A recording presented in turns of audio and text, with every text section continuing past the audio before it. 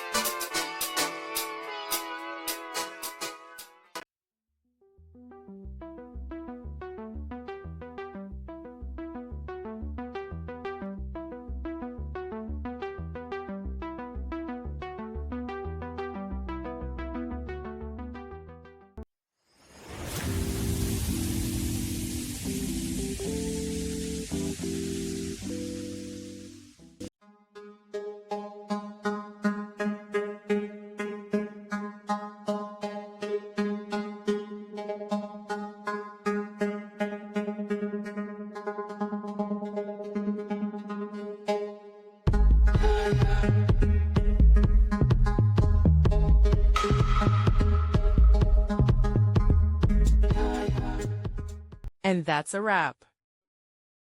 I hope you found the answer you were looking for. If you did, take a second to hit that subscribe button. It really helps out. And let me know in the comments which solution worked best for you. See you next time in the debug zone.